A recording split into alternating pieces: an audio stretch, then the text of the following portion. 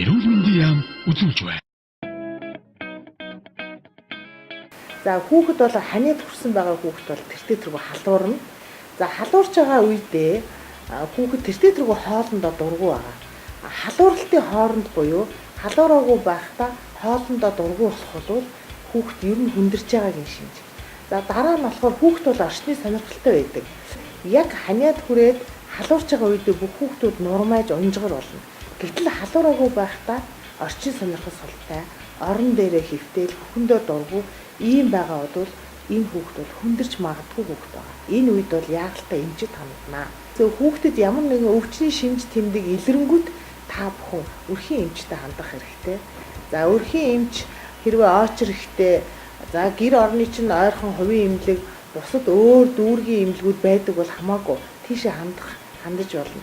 Гэхдээ хамгийн гол нь манайхны нэг алдаа юун дээрээ байна уу гэхээр ялангуяа оройн цагаар, за эсвэл үүрээр, эсвэл одоо шөнийн цагаар хүүхэд хүндэрсэн тохиолдолд хүүхэд эвгүй болж өндөр халуурах, зарим тохиолдолд татах ч тийм асуудал байдаг.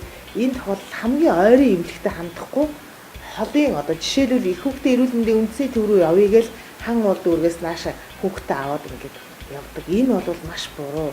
Та бүхэн түргэн дуудана. За түргэний асуудал бол очир ихтэй байгаа тохиолдолд өөрөөсөө ямар боломжоор эмнэлгийн тусламж хайхаар байна уу? Тэр боломжоо ашиглаад ер нь эмнэлэгт хүүхэд өвдсөн тохиолдолд хандах ёстой. За хүүхэд халуурч байгаа үед заавал халууны шилээр халууныг үзэх хэрэгтэй. Ер нь ялах хүүхэдтэй айлууд нэг халууны шилтэй болцсон дээр хүүхдээ халууныг үзлээ 37.5 38-аас дээшээ гарч байгаа тохиолдолд хүүхдээ харна. Хүүхдийнх нь хоёр гар нь хүүтэн, хоёр хөл нь хүүтэн, царай нь цонгохгүй. Тэгээ бие нь хав халуун. Тэгээ арьсан жоох ирээдсэн юм шиг энэ халууралт бол цаашдаа хүүхэд хүндэрч магадгүй халууралт. Өөрөөр хэлбэл бид нар бол энийг цагаан халууралт гэж ярьдаг.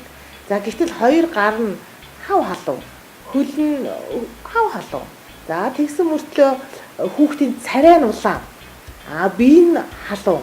За ийм тохиолдолд бол энэ бол бас биеийн эсэргүүцлийн журмаар халуурч байгаа. За энэ тохиолдолд бол улайж халуурч байгаа. Энэ улайж халуурч байгаа тохиолдолд яг уу энэ бол одоо вирусын халдвар ямар нэгэн өвчний эхний үе шатнд ингээд халуураад ижиж болно. За тэгэхээр ялангуяа тэр цонхиж халуурч байгаа тохиолдолд хүүхдээ ажиглана. Хүүхэд нь цонхиж байгаа мөртлөө чичрэх юм бол энэ бол ер нь цаашдаа хүндэрнэ гэсэн үг.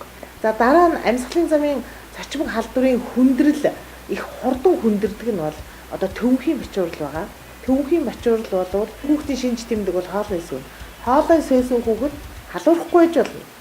Ойлуулаад, дуулуулаад, явуулаад, яриулаад гэх мэтлэнгээр байнга ингэ төвөнхийн ингэ хөдөлгөх үйл ажиллагаа хийгээд байх юм бол хүүхэд гинт одоо бачуурах шинж тэмдэг илэрч болно.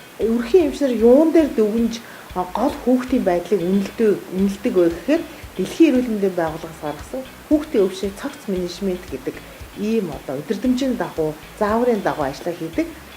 Яг амьсгалын замын цочмог халдварын үед ер нь бага насны хүүхэд. Тэгэнгүүт тэн дээр юу гэж заасан байдаг вэ гэхээр хүүхэд 50 үедээ хятна амьсгалтай болвол гэдэг нь амьсгал авахдаа ямар нэгэн дуу чимээ гаргаад ингэж амьсгалах тохиолдол бол энэ хүүхэд нь хүндэрч одоо төвхөн бачуурч өөрөө хэлбэл манайхан ярьж байгаа дарингийн хоол нь боож байгаа гэсэн. Ийм тохиолдолд бол маш хурдан эмнэлгийн одоо бараа харах хэрэгтэй. Энийг бол хүлээгээд ирээсээ болохгүй. Ялангуяа төвхөн бачуурл бол ер нь шөнийн 1 цаг, 2 цаг, 3 цаг гэтэл хүүхэд өөрөө босоод ирдэг. Уушгины хатгалгаа байж магадгүй байгаа тохиолдолд өрхийн эмчнэр бол хүүхдэд антибиотик зөвлөөд тэгээд ам өкслийн гэдээ бид нарын одоо мэддэг. Ам өкслийн зөвлөөд гэрт нь явуулж байгаа. Монгол улсын эрүүл мэндийн яам